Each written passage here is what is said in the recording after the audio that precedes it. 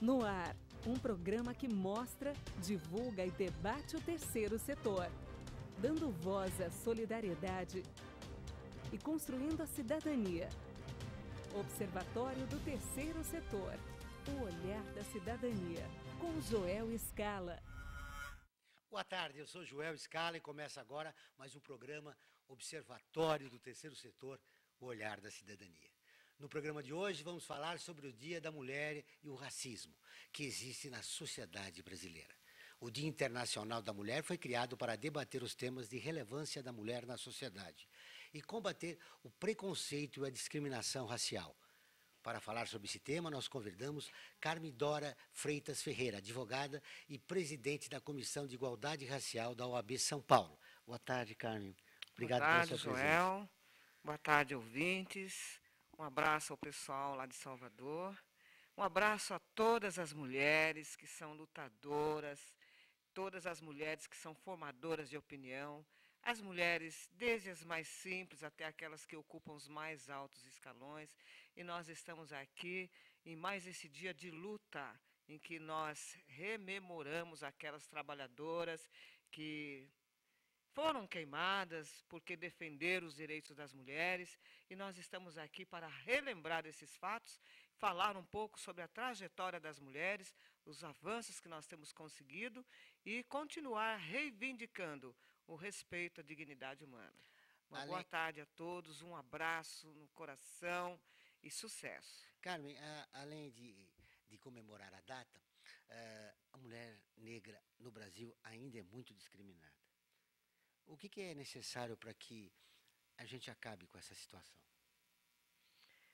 Olha, nós temos investido muito em políticas de ação afirmativa, porque nós precisamos de mudar a cultura. Porque se nós mudamos a cultura, nós mudamos as pessoas. E se mudamos as pessoas, nós conseguimos mudar os comportamentos. Então, essa questão do racismo, ela está muito introjetada. O racismo é algo muito perverso, porque nem sempre ele é declarado. Porque quando você fala na questão, vem sempre a célebre frase: não tem racismo, não precisamos discutir essa questão, isso é coisa da sua cabeça. Agora, nós é que sabemos quanto isso é difícil. E, em especial, as mulheres negras, que numa pirâmide de classificação, ela está lá embaixo, abaixo até da base. Ela é tratada diferentemente. E não importa o nível de cultura ou o nível social que ela tenha, o racismo continua. E eu digo isto até de experiência própria. O racismo está presente até no judiciário. Só que não é dito assim para você: não gosto de você porque você é preta, porque você é de origem afrodescendente. É de uma maneira velada. É, de uma maneira velada, que não só o ofendido, a ofendida percebe, mas quem está à volta também. Então, nós temos que fazer esse trabalho de conscientização, temos que falar sobre o assunto, temos que pôr o dedo na ferida, como se diz. Ainda tem um longo trabalho, né? Tem. Muito bem, nossa outra convidada é a Maria Aparecida, que é psicóloga, pós-graduada em História da África, membro do Conselho da Comunidade Negra no Estado de São Paulo. Tudo bem? Muito obrigado pela sua presença.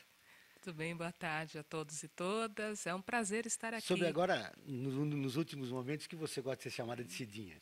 Com Cidinha, como eu perguntei à Carmen, há motivos para a mulher negra comemorar o Dia Internacional da Mulher aqui no Brasil? Eu acredito que sim, porque cada passo é uma vitória. Se nós lembrarmos as nossas ancestrais, né, o que elas fizeram vindo para cá, para o Brasil, escravas, não é, tendo que produzir filhos para fugir do tráfico negreiro, né, quando a Inglaterra proíbe o tráfico, elas são obrigadas a produzir crianças para o Brasil. Então, quer dizer, que nível de violência era esse? A mulher ela não podia ir à escola, né? Era proibida de estudar por ser mulher, por ser negra. Então, nós caminhamos um pouco. Hoje a gente já tem algumas políticas aí que possibilitam as mulheres negras estarem nas universidades, né? Há muito da escravidão ainda na sociedade brasileira?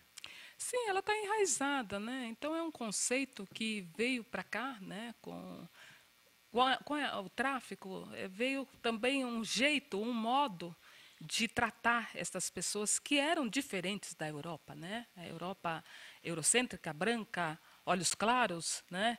certamente com alguma fortuna ou com algum nome, e esses negros vêm para cá sem nada, inclusive sem nome, sem procedência, porque enfiavam num barco, faziam dar 7 voltas os homens no baobá, né, para esquecer o nome, a sua origem, as mulheres 9 voltas, e ali eles tinham que professar uma nova fé. Eram batizados, enfiados num barco, e o destino era o Brasil. Eles não sabiam para onde estavam indo, não falavam a língua, não sabiam os costumes. Então, esse ranço de que nós, qual é o nosso lugar, qual é o nosso papel, ele existe até hoje. É comum alguém dizer assim, você não conhece, não sabe qual é o seu lugar? Quer dizer, o meu lugar é aqui, o meu lugar é em qualquer lugar. Nós temos uma grande dívida ainda com a população negra. Sem dúvida, sem dúvida. Participa do programa também o jornalista Frank Valverde, é o nosso colunista de cultura. Boa tarde, Frank. Boa tarde, Joel. Parabéns a todas as mulheres no seu Dia Internacional. Frank, essa situação, essa discriminação em relação à mulher, e especialmente a mulher negra, incomoda homens e mulheres, né? Sem dúvida, né? Eu acho que quem, como eu, que quero construir uma sociedade mais igualitária, no mínimo, nesse país, você tem que olhar homens e mulheres como pessoas iguais, né? Independentemente da sua cor, do seu credo, do seu gênero, né? Infelizmente, a mulher negra, realmente, ela sofre um duplo preconceito. O preconceito racial e o preconceito por ser mulher. Infelizmente, a sociedade acaba penalizando, nessa cultura que nós temos, acaba penalizando duplamente a mulher negra. Carmen, essas políticas afirmativas, como, por exemplo, a de cotas, que já comemorou 10 anos, começa a resolver o problema, mas não é suficiente. Não. E até a implantação da política de cotas tem gerado alguns problemas. Você sabe, nós temos acompanhado, a Prefeitura de São Paulo, os concursos que tem realizado já são sobre a égide da lei de cotas. E nós temos presenciado coisas absurdas, que pessoas se inscrevem, se declaram afrodescendente, pardas ou negras, e não são. E a sociedade está de olho, que recentemente nós, como membro da OAB, fomos chamados para integrar uma comissão que estava apurando a veracidade da autodeclaração. E teve uma pessoa lá que preencheu a ficha e escreveu na ficha, branco. Então, nós, a comissão, perguntamos, escuta, você que preencheu essa ficha, você que assinou? Sim, fui eu. Como é que você se vê? A pessoa respondeu, para efeito desse concurso, eu sou pardo ou negro. Para efeito do concurso. Mas aqui está escrito que é branco. Escrevi. Então, há uma tendência de desvalorização de tudo que vem em benefício da comunidade, como se fosse algo de menos valor, como se fosse algo insignificante. Então, a política de cotas não é nenhuma discriminação, ao contrário, como alguns afirmam, é uma política reparadora. Nós temos de uma grande dívida que existe com relação à população e à raça negra. Uma dívida secular, que vem desde o 14 de maio de 1888, que é, ao propalar a abolição que nós entendemos inacabada, nada foi pago por aquele trabalho de anos a fio pelos negros libertos, que ficaram jogados à própria sorte. E os reflexos se fazem até os dias de hoje. Então, embora a nossa Constituição diga que todos são iguais perante a lei, sem distinção de qualquer natureza, o que se vê na prática não é isso. O que se vê na prática é a exclusão. E quando o fenótipo é assim, como o meu, tom de pele assim mais escuro, você é, sim, excluído. Só que sempre aquela célebre desculpa. Você é excelente, você é ótimo, gostamos do seu currículo, você aguarda que nós vamos mandar um telegrama em casa. E o telegrama nunca chega. Ou, às vezes, existe 2 vagas, tem 3 pessoas concorrendo, uma delas tem um fenótipo assim mais escuro. E aí é dito, não, já encerrou as vagas. Aí a pessoa passa lá 2, 3 dias depois, a vaga continua lá. É o racismo institucional. Institucionalizado, né? É. O respeito à mulher negra não chegou à indústria da beleza, porque jovens negras tentam, através de artifícios, se tornar branca. Isso é uma tragédia, né? É uma tragédia, não se pode generalizar, né? Isso também é é uma questão dos estereótipos e das afirmativas que são colocadas em cima das crianças e das palavras, assim, preto é feio, o seu cabelo não é legal, o seu cabelo é horroroso, e o seu tom de pele, coisas assim, que depois, quando você chama a atenção da pessoa, ela diz assim, mas eu só estava brincando, não é bem assim. Agora, a criança, ela não é preconceituosa, ela fica de ouvir o que o adulto fala. Como ela não tem outra referência, ela passa a acreditar e absorver aquilo que é falado para ela. E ela cresce assim. Então, ela reproduz isso no meio escolar, reproduz no meio social. E quando ela cresce, se ela vai tomando um pouco mais de consciência, às vezes ela muda de postura quando adolescente, e às vezes não muda. E porque muita gente não muda, nós temos que fazer esse trabalho de conscientização. Nós precisamos das cotas para diminuir essa disparidade, essa discriminação secular. E aumentar a autoestima do homem e da mulher negra. E veja que essas políticas, elas não são eternas.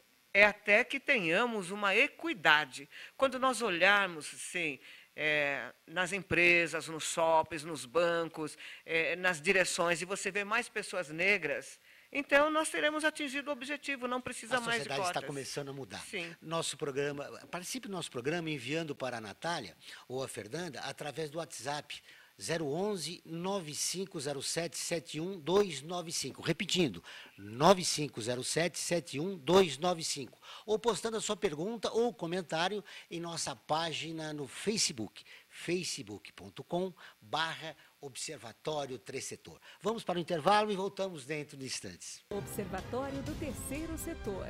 O olhar da cidadania. Com Joel Scala.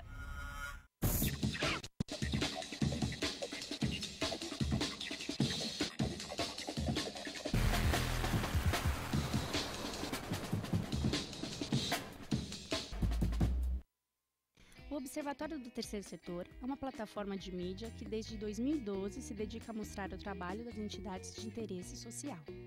Durante esse tempo, mais de 1 milhão de pessoas acompanharam nossa atividade na divulgação de ações e campanhas das organizações sem fins lucrativos, mostrando as boas práticas nas áreas de saúde, educação, direitos humanos, meio ambiente e cultura, e o seu impacto na sociedade brasileira. Estamos presentes no rádio, às terças e quintas, às 14 horas, na rádio Trianon AM 740.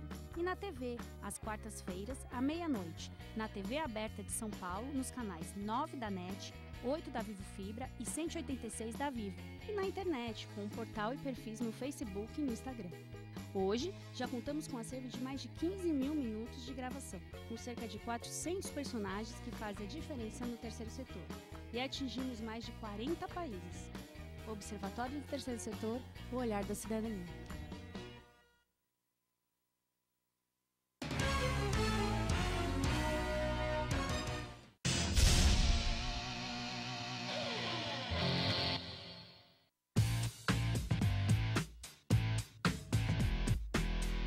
Olá, eu sou César Freitas e convido você para assistir o HQ e Companhia, o programa que traz o mundo da cultura pop para você. Cinema, história em quadrinhos, animação, seriado, tudo isso para você aqui toda sexta-feira às 5 da tarde, na sua TV da internet. Pode respirar fundo. Agora os ambientes coletivos vão ficar 100% livres de fumaça, como bares, restaurantes e lanchonetes. A vida nos traz muitas conquistas, mostrando que todo conhecimento e esforço compensaram em cada detalhe, cada emoção. Estudar na FIA me fez crescer profissionalmente e a conquistar um objetivo maior, que foi a felicidade de ajudar meus filhos numa carreira brilhante. E a FIA compartilha esses sonhos com a melhor estrutura, corpo docente e networking que conduzem ao sucesso e à felicidade. FIA, sua maior conquista.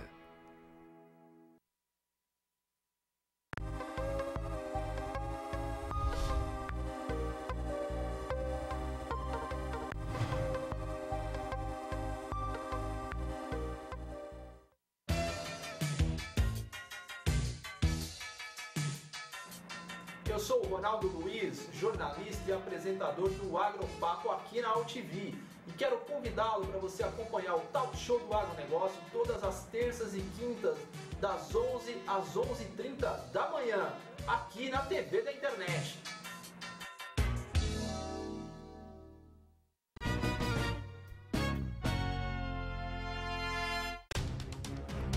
No ar, um programa que mostra, divulga e debate o terceiro setor, dando voz à solidariedade e construindo a cidadania. Observatório do Terceiro Setor, o olhar da cidadania, com Joel Scala. Estamos de volta com a reportagem da Rádio ONU, parceira de conteúdo do Observatório do Terceiro Setor. Líderes mundiais precisam agir pela igualdade entre homens e mulheres. Lê da Letra, de Nova York, tem as informações.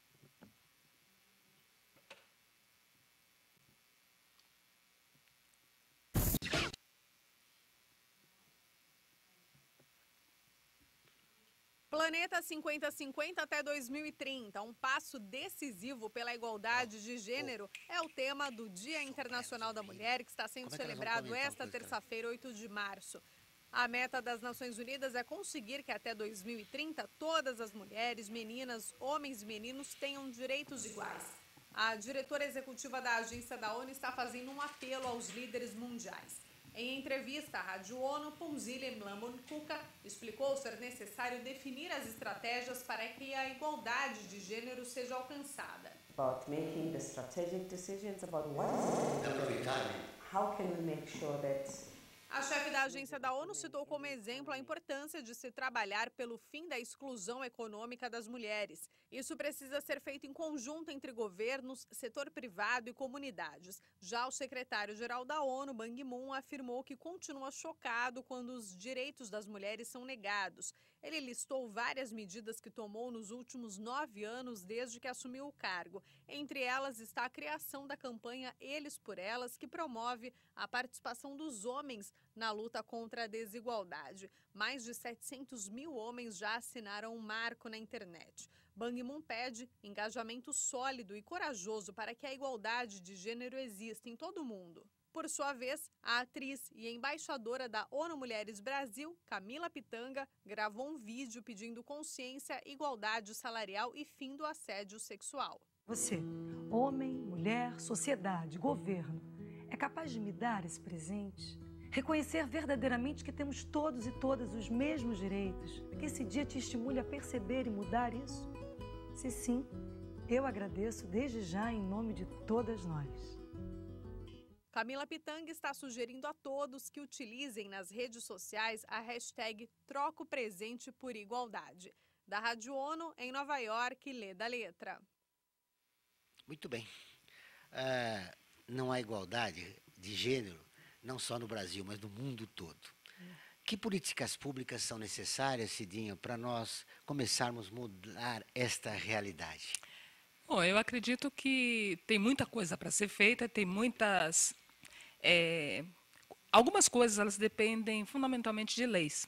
Existe um PL, chama PL 130, que está lá no Congresso, e que ele promove a igualdade entre homens e mulheres, e ele vai além, ele fala de salário igual para trabalho igual.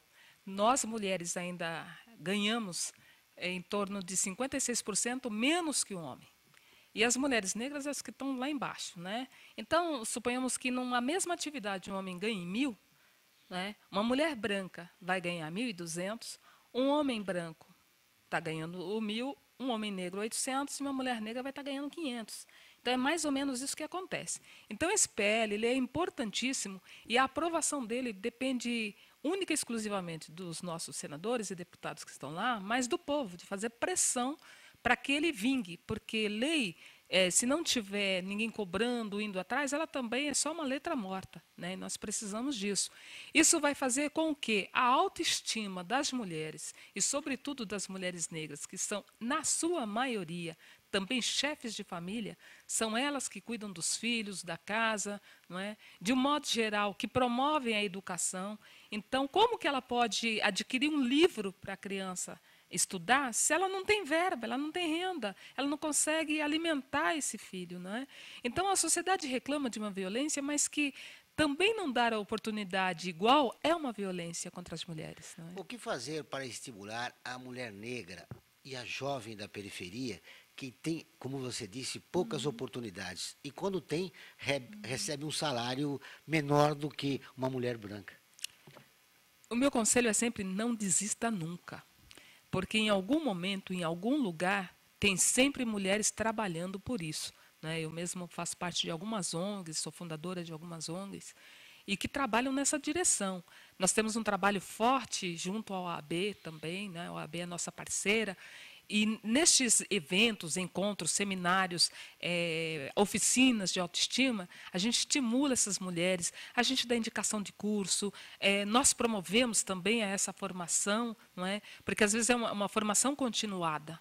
Terminou o grau médio, como é que você vai para a faculdade? Você tem aí alguns institutos que auxiliam essas pessoas a prestarem vestibular, a ir para a universidade, a ocupar essas vagas que são direitos de todos e todas, que são as cotas. E através das cotas, elas podem ingressar no ramo universitário e na área que quiser. Infelizmente, hoje, na USP, se você for lá em medicina, tem uma vaga para negro, né? Mas se você pensar uma área de cuidados, tipo enfermagem, a cota está completa, tem gente sobrando para essas cotas. Então, qual é a paridade? É você dar oportunidade igual para todos, igualmente. Então, não importa se é mulher, se é homem, se é negro, se é branco, ele tem que ter a mesma oportunidade. E oportunidade significa diferenciar num determinado momento para que lá na frente eles se agreguem, não é? E tenham o mesmo equilíbrio de poder e de direitos. Ô Franklin, a mudança da legislação, segundo a Cidinha, é fundamental. Mas também existe um aspecto cultural que precisa ser transformado. É na escola que a gente pode fazer isso, né? Fundamentalmente, eu acho que a partir do ensino, você pode aplicar políticas afirmativas que vão mudar essa situação. E não só na escola, eu acho que os meios de comunicação têm um papel importantíssimo. Há necessidade de campanhas que conscientizem o brasileiro e a brasileira da necessidade de tratar todo mundo com igualdade. E explicar claramente que política de cotas não é um favor que está se fazendo, não. Tá? Há uma concepção de muitas pessoas achar que é um favor que está se fazendo à comunidade negra. Não é, não. Tá? Por quê? Como foi dito pela doutora, a partir do dia 14 de maio de 1888, de um dia para o outro, a população negra se viu jogada na rua, sem casa, sem nada, sem trabalho, sem instrução alguma, correto? E todos os problemas sociais que hoje se vê das comunidades, né, as chamadas favelas que as pessoas estão vivendo, tá? A origem está aí, né? Que a maioria é negra, tá? Por quê? Porque essas pessoas não tiveram, trabalharam, deram o seu sangue, na verdade, para a construção desse país e de um dia para o outro ficaram sem nada, nem um lugar para morar. É verdade. Agora vamos começar com a participação de quem está sintonizado no Observatório do Terceiro Setor. É o Franklin da Consolação. Qual a opinião das convidadas a respeito das cotas nas universidades? A gente já falou nisso no programa, mas o Lucas da Consolação quer saber. O Franklin, uma provocação para você, Cidinha. É uma reparação suficiente já para a população negra? Então, né, quando a gente fala de cota, isso acabou lá no Supremo, eu estava lá na audiência do Supremo, e tem sempre aquela desculpa, mas por quê? Isso também não é uma discriminação? Ninguém questionou que tem cota para idoso, ninguém questiona que tem cota para deficiente. Então, por que só na hora que tem cota para negros, virou um pandemônio, todo mundo reclamando e precisou ir ao Supremo? E o Supremo já pacificou isso. É direito. Direito a gente não pede, a gente exige. Então, as cotas ela é um dos instrumentos de política afirmativa. Então, à medida que você tem lá um número que não é tão grande, né, 20%, e os outros 80% está destinado para o resto. Então, não precisa ter esse absurdo das pessoas ficarem mentindo para si mesmas, dizendo, não, estão tirando o meu lugar, não, mas eu sou moreninha, não, mas a minha avó era afrodescendente, estão tirando o meu lugar. Não, Não, ninguém está tirando o lugar de ninguém. Este lugar é nosso por direito. Então, as cotas, para serem reais, elas deveriam ser de acordo com o número populacional. Se somos 56% de negros no Brasil, em todas as instâncias, em todas as áreas, nós deveríamos ocupar exatos 56%. Essas pessoas que discriminam não conhecem a história, né? Com certeza não. Foram 300 anos de escravidão, né? Difícil de esquecer. O curioso é que o que é importante ser destacado é que essas cotas são de entrada, correto? O negro, ele entra pelas cotas, mas ele só vai sair formado se ele tiver condições. Acho que isso que é importante ser colocado. Exatamente. Tá? E o negro que está entrando tem estudado, tem demonstrado capacidade e qualidade ao se formar. Para permanecer no curso e Exatamente. concluí-lo. Ou seja, mas essa pessoa está entrando, então ela vai ser um profissional de segunda categoria. Não. O acesso é na entrada, porque ele não teve as condições de estar estudando suficientemente para disputar em igualdade de condições. Agora, a partir do momento que ele entra, não tem facilitação nenhuma. Eu sou professor universitário e eu sei, o aluno branco, negro, amarelo, o multirracial, o tratamento é igual. Vai sair quem tem capacidade. Tem que mostrar o valor dele, né? Muito bem. Carmen, eu quero te ouvir. De fato, as cotas são medidas reparatórias. E o objetivo não é apenas a entrada na universidade, mas a permanência em condições. E que condições são essas? O acesso a livros, a pesquisas, ao transporte para se chegar até lá. Agora, uma vez adentrada à universidade, o aluno tem que se esforçar e ele tem que ser o melhor, porque senão ele não consegue permanecer e senão ele não será um bom profissional. Mas o que nós temos visto é que todos aqueles alunos cotistas têm se saído muito bem. Eles têm surpreendido as expectativas, não para nós, que nós já sabíamos que o que falta é oportunidade. Toda vez que se oportuniza ao negro, ele dá conta do recado, como se diz. Então, para nós não é novidade. A novidade é para aqueles que têm a falsa ideia de que o negro não tem competência, que o negro não pode, porque isso é o que foi introjetado na cabeça das pessoas, e é o discurso do opressor para continuar excluindo o seu semelhante. Seu semelhante por quê? Porque somos todos humanos. E se somos todos humanos, somos todos semelhantes.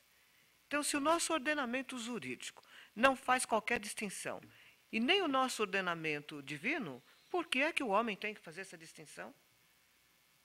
Então, Carmen, as cotas na universidade, elas são um grande avanço, e nós temos aí provas já de que excelentes profissionais têm se formado, e a nossa luta agora é realmente pela conscientização contra a nocividade do preconceito, para que haja uma igualdade real e não apenas uma igualdade formal. Talvez esse entendimento equivocado de parte da população também deve-se ao fato de que o sistema de cotas foi discutido de uma maneira equivocada, foi colocado de uma maneira equivocada para a sociedade. Você não acha?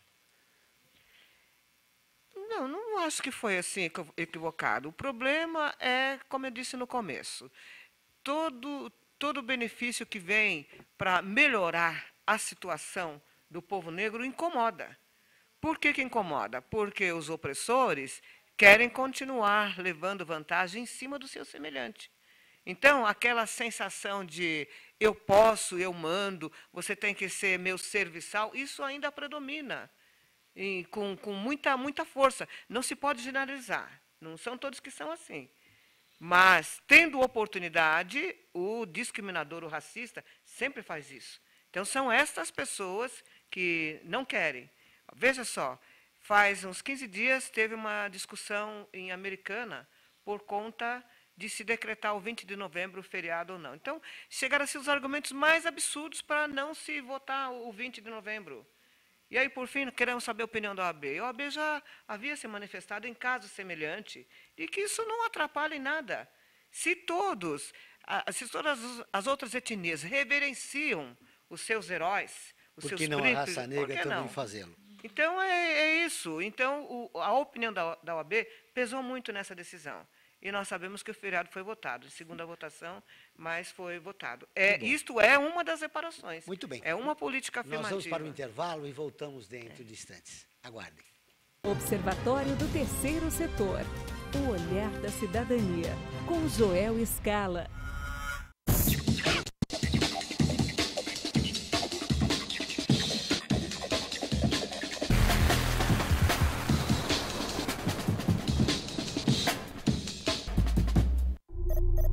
Internacionalizar a economia afeta o seu emprego? Para onde vai o Brasil? Ter opinião sem análise é só repetição. Repetição, repetição, repetição, repetição, repetição, repetição, repetição, repetição. Informação é importante. Análise é fundamental. Le Monde Diplomatique Brasil. Independente e crítico.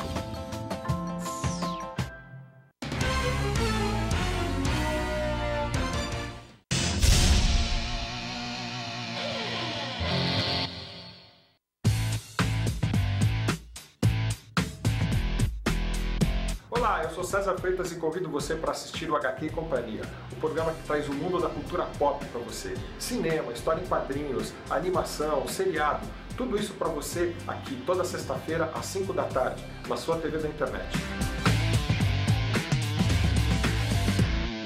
Pode respirar fundo. Agora os ambientes coletivos vão ficar 100% livres de fumaça, como bares, restaurantes e lanchonetes. A FUNASP colabora com a USP nas relações entre fundações por meio de fóruns, simpósios, seminários, pesquisas e intercâmbio de informações, além do seu investimento na área social.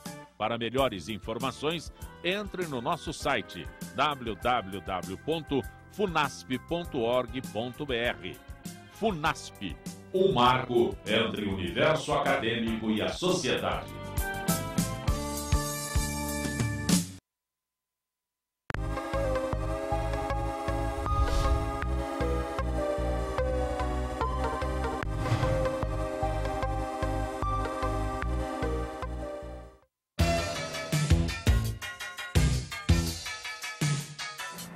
Eu sou o Ronaldo Luiz, jornalista e apresentador do Agropapo aqui na UTV. E quero convidá-lo para você acompanhar o Talk Show do Agronegócio todas as terças e quintas, das 11 às 11h30 da manhã, aqui na TV da internet.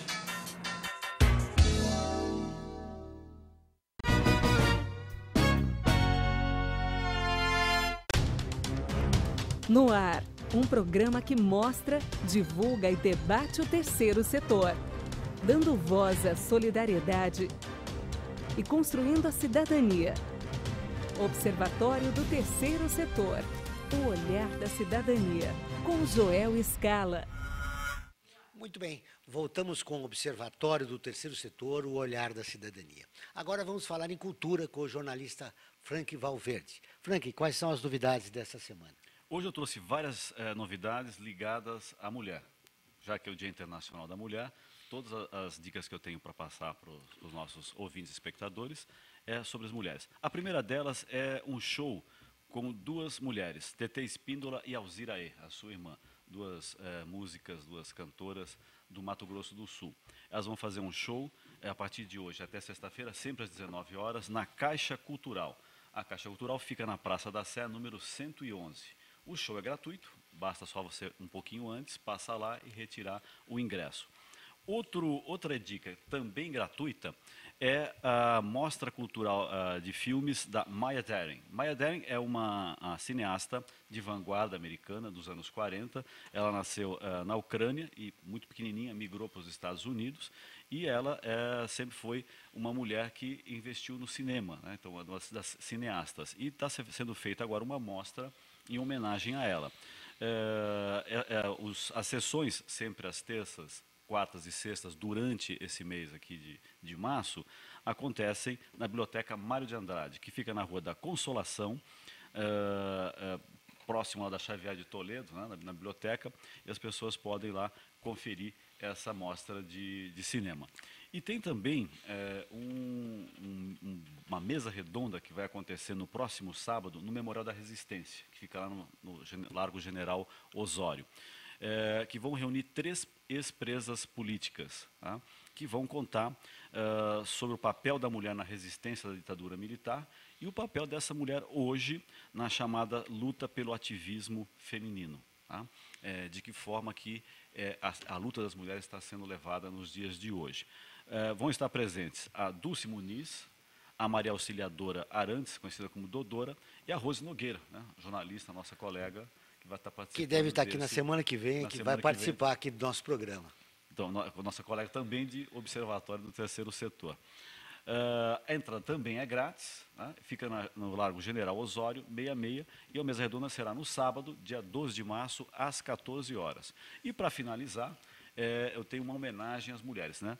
Que eu convido a leitura de um grande livro, tá? Escrito por uma das melhores escritoras brasileiras, que foi a Clarice Lispector. Tá?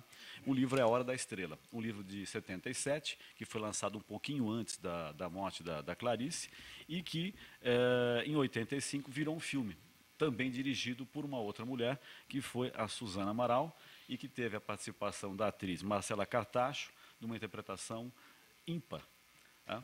Relatando a vida de uma migrante nordestina que vem para um grande centro. Tá? É um belo filme, quem tiver a oportunidade de assistir ou ler o livro, eu recomendo. Tá aí a dica do Frank para no dia 8 de março, Dia Internacional das Mulheres. Repita, Frank, o livro que você está indicando. A Hora da Estrela. A Hora da Estrela. A Hora da Estrela, livro escrito pela Clarice Lispector. Tá? Ele foi lançado em 77, um pouquinho antes do falecimento da Clarice. E, alguns anos depois, né, foi lançado o filme Hora da Estrela, dirigido pela Suzana Amaral, que teve como papel principal Marcela Cartacho. Muito bem. Agora eu vou contar a vocês um pouco das informações que constam do nosso portal. Palestras gratuitas sobre saúde feminina estão ocorrendo nesta terça-feira no Shopping Pátio Higienópolis, em São Paulo. Entre os temas abordados estão higiene feminina, prevenção do câncer de mama e sexualidade. Para maiores informações, acesse a agenda do nosso portal ou ligue para 011 3884 7100. O CTC Digital abre inscrições para cursos gratuitos. Os cursos são voltados para jovens entre 16 a 22 anos, que estão cursando ou já concluíram o ensino médio na rede pública. Entre as opções de cursos estão arte digital, Facebook para negócios e produção visual. As aulas ocorrem em São Paulo. Para maiores informações, acesse as notícias do nosso portal.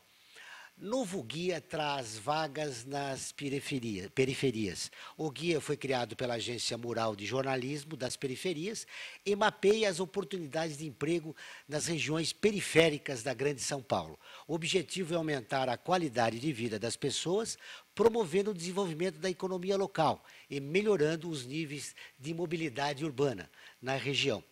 Muito bem, está aí as informações e maiores informações você pode acessar o nosso portal www.observatoriotrezsetor.com.br. Continuando a nossa entrevista, eu conversava aqui no intervalo com você, Cidinho. O sistema de cotas, o dia 20 de novembro, que é o dia da raça negra, ele foi mal colocado para a sociedade? Eu fiz essa pergunta para a Carmen, ela achou que não, mas eu ainda insisto na pergunta. Ele foi mal colocado? As pessoas discutem de uma maneira equivocada esse tema tão importante para a raça negra? Com certeza, né? Porque quando você não quer fazer, você desqualifica. Então, a desqualificação racial, que é um pré-conceito, né? Eu imagino que você, por ser destro daquele jeito, é isso ou é aquilo, isso cria uma série de consequências para a sociedade. E aí a gente teria que falar de ética, né? Porque ética é o jeito da sociedade viver, né? Como ela tratam as coisas. Então, se a gente pensar que este modus de fazer, ele vai interferir diretamente no comportamento das pessoas, aí dá para entender isso que você está falando. Eu, por exemplo, fui vítima, estava com meu filho, ainda adolescente, saindo na porta da minha casa. Né? Eu moro na Vila Mariana, é um bairro classe A. E simplesmente fui parada pela rota. Então, botaram 3 armas na minha cabeça, separaram o meu filho, mais 2 na cabeça do meu filho, e me perguntavam quem eu era. Eu dizia, eu sou a Maria Aparecida, eu moro aqui na rua, no número tal, no apartamento tal. Eles diziam, onde você mora? E gritaram, começaram a gritar comigo, onde você mora, e me revistar. E num determinado momento, um dos soldados disse assim para mim, você tem cara de procurada. Quer dizer, como assim eu tenho cara, né? Primeiro, quem tem cara Que é cavalo, absurdo. né? Então, esse é um preconceito, porque eu era uma mulher negra num bairro classe média, eu não podia estar ali. Não é? É preconceito. O cara olhando para você pela tez da sua pele, e o mesmo acontece em lojas, por exemplo, na relação de consumo. Eu entro numa loja, se a loja é um pouco melhor, os vendedores vão atender a loira de olhos azuis, ou um homem, e me deixa esperando, como se eu não tivesse que ter a mesma oportunidade, o mesmo tratamento. Eu estou lá para comprar, e o meu dinheiro de uma mulher negra, ele é tão bom quanto de um homem e de uma mulher branca. É isso que as empresas têm que entender. O meu dinheiro vale tanto e é tão bom quanto deles.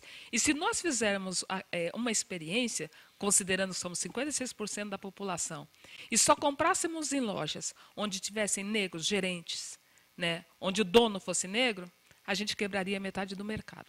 Falamos em mudança, mas a mudança deve ocorrer não só em relação a políticas públicas, mas também sensibilizar os agentes públicos que Com não certeza. estão preparados para lidar, né, Com certeza, com certeza. com essa situação. Franklin. É importante, eu sempre bato na mesma tecla, da conscientização da população, tá? De tratar o seu semelhante de forma igual, independentemente da sua cor, do seu sexo, enfim. A partir dessa atitude é que você vai ter a transformação na sociedade, né? Muito bem. Continue enviando perguntas pelo nosso WhatsApp, 95077-1295. Repetindo, 95077-1295. Muito bem. Mais uma pergunta, fez um comentário nosso ouvinte. Eu acredito que o maior problema no Brasil é as pessoas verem o racismo como um problema dos negros, ao invés de um problema da sociedade. Aí, essa colocação é interessante. Eu pedi à produção para me localizar o nome desta pessoa que fez a pergunta e de onde que ela é. É verdade isso, né? É verdade. Isso é um problema da sociedade, não dos negros. Porque o dos olhar negros e brancos. é do olhar, é como você vê. Então, se eu vejo você como uma pessoa digna de direitos e de deveres, eu vou te tratar como uma pessoa digna de direitos e de deveres. É simples assim. Então, o olhar da sociedade para com o outro que é diferente, e aí a gente tem que incluir uma outra classe de pessoas, né? E hoje, nesse dia tão especial, que é o Dia Internacional da Mulher, a gente vai ter que considerar as pessoas com deficiência. Então, você imagina uma mulher negra, pobre, com deficiência, né? Então, que oportunidades essa pessoa também tem? E é esse olhar, porque ele é deficiente, ele não serve, não é? Tem um exemplo belo, e acho que um outro livro que também serve para o dia de hoje, que é O Quarto dos Desejos, da Carolina Maria de Jesus, que era uma mulher com primária, né? Morou aqui em São Paulo, ela era mineira, veio para São Paulo, morava na favela, recolhia material reciclável, né? Na época ela já reciclava, e ela escrevia os seus versos.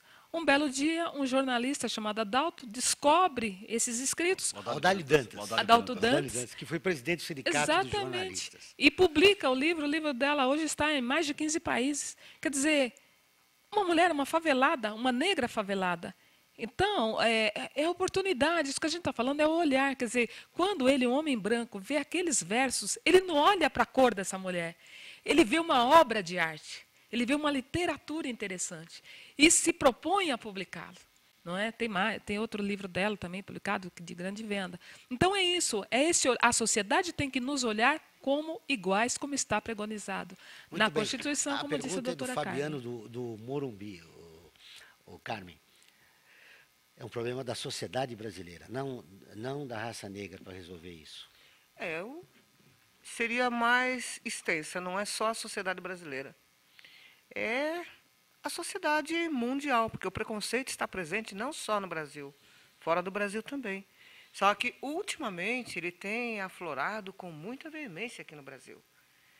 Talvez até por conta desses desmandos que nós temos assistido. Dos refugiados também? É o problema dos refugiados? Também, olha, isso muito bem lembrado. Você vê que esse pessoal, os haitianos que estão vindo para cá, o que é que está acontecendo com eles? A forma como eles estão sendo tratados. Então, se a sociedade parasse para pensar, a pessoa vem em busca de uma vida melhor, vem em busca de paz e tranquilidade que ela não está encontrando no país dela. E aí ela chega num país que é tido como acolhedor e ela é discriminada, ela é vilipendiada, ela é excluída Então, você vê que essas pessoas que estão aqui, esses haitianos, quando eles estão andando, o olhar triste, o olhar pensativo, as mulheres com os seus filhos, pensando, talvez, como é que eu vou alimentar, como é que eu vou fazer. Mas, apesar das dificuldades, o Brasil ainda é um país acolhedor. Então, a sociedade com uma realmente... legislação moderna para receber Sim, refugiados. Né? A sociedade precisa, sim, mudar o seu olhar com relação ao outro. Que nenhuma raça é superior à outra. O que existe, como eu já disse anteriormente, é falta de oportunidade. É a falta de respeito.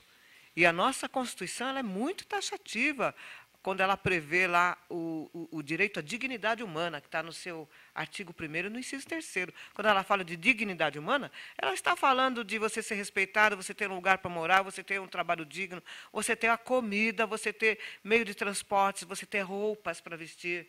A Constituição está falando disso. E isso é um conceito universal. Então, está escrito na nossa Constituição, mas ele não é restrito ao Brasil, ele é universal. Muito bem, vamos para o intervalo e voltamos dentro de instantes. Observatório do Terceiro Setor. O olhar da cidadania. Com Joel Scala.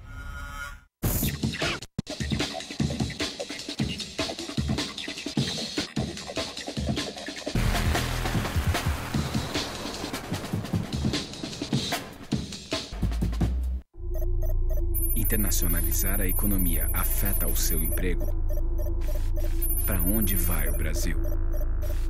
Ter opinião sem análise é só repetição. Repetição, repetição, repetição, repetição, repetição, repetição, repetição, repetição. Informação é importante. Análise é fundamental. Le Monde Diplomatique Brasil. Independente e crítico.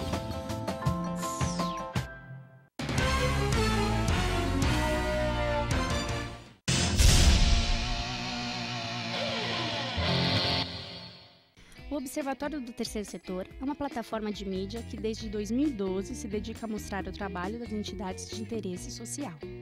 Durante esse tempo, mais de 1 milhão de pessoas acompanharam nossa atividade na divulgação de ações e campanhas das organizações sem fins lucrativos, mostrando as boas práticas nas áreas de saúde, educação, direitos humanos, meio ambiente e cultura, e o seu impacto na sociedade brasileira. Estamos presentes no rádio, às terças e quintas, às 14 horas, na rádio Trianon AM 740. E na TV, às quartas-feiras, à meia-noite, na TV aberta de São Paulo, nos canais 9 da NET, 8 da Vivo Fibra e 186 da Vivo. E na internet, com um portal e perfis no Facebook e no Instagram. Hoje, já contamos com um acervo de mais de 15 mil minutos de gravação, com cerca de 400 personagens que fazem a diferença no terceiro setor. E atingimos mais de 40 países. Observatório do Terceiro Setor, o olhar da cidadania.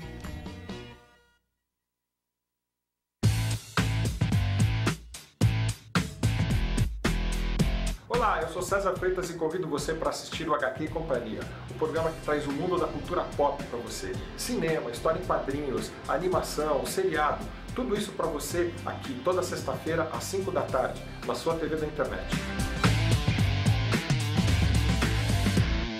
Pode respirar fundo. Agora os ambientes coletivos vão ficar 100% livres de fumaça, como bares, restaurantes e lanchonetes.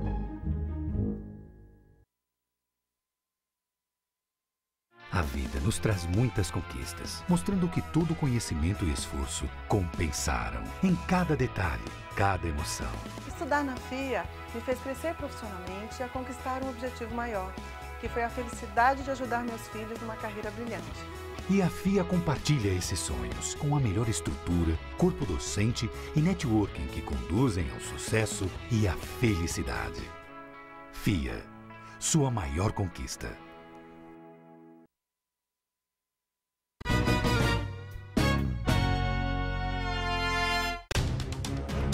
No ar, um programa que mostra, divulga e debate o terceiro setor, dando voz à solidariedade e construindo a cidadania. Observatório do Terceiro Setor, o olhar da cidadania, com Joel Scala. Voltamos com o Observatório do Terceiro Setor, o olhar da cidadania.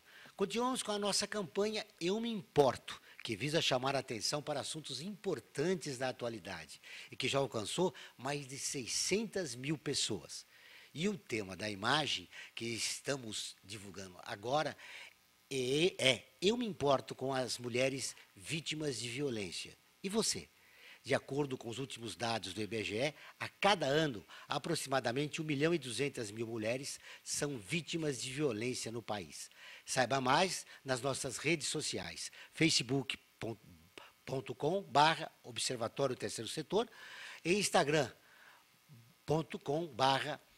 e o nosso tradicional www.observatoriotercesetor.com.br. Agora, uma homenagem do Observatório do Terceiro Setor às nossas colunistas. Aproveitando o dia de hoje, que é o Dia Internacional da Mulher, resolvemos fazer uma homenagem nas redes sociais a nossas 3 colunistas. A advogada Carmen Dória, presente aqui no programa de hoje. Aí, Carmen, uma homenagem a você. Do Observatório, as colunistas do Observatório do Terceiro Setor. Você tem lá a Márcia Mussalem e a Maíra Zapater. Nossa, muito lindo.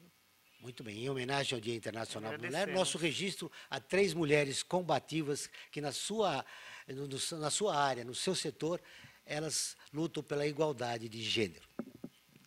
Muito bem, está aí.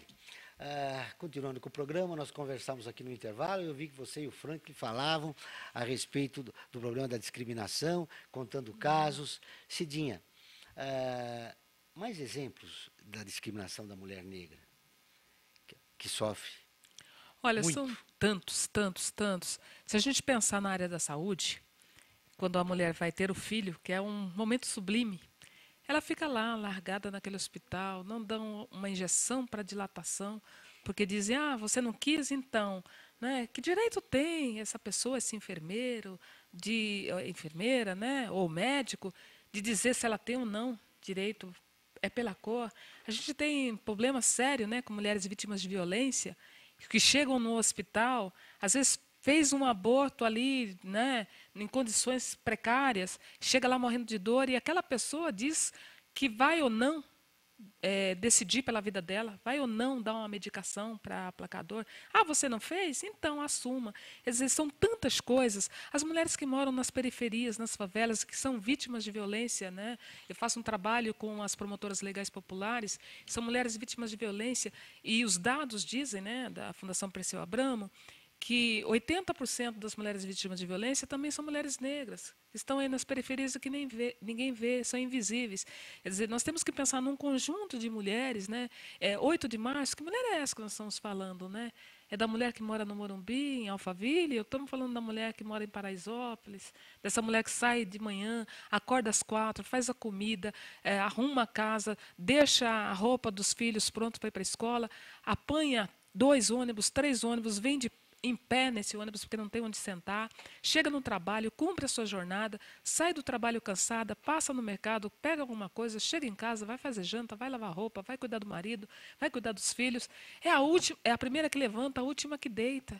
Então, quer dizer, e a preocupação com esses filhos, se eles estão guardados, se não estão sendo vítimas de outras violências, né? Então, é pensar esse conjunto da sociedade, que são essas mulheres que construíram essa nação e que continuam aí, né? A gente fala da doméstica. A doméstica foi a primeira categoria, né, profissional no Brasil, porque o 14 de março, quem ficou na fazenda foi ela, como empregada doméstica, sem direito, sem salário, mas que, de alguma forma, ajudava a sua família a subsistir a esse acontecimento, né? Porque, na verdade, depois de 300 anos de escravidão, a liberdade, a sonhada liberdade era um acontecimento, mas as consequências dele perduram até os nossos dias.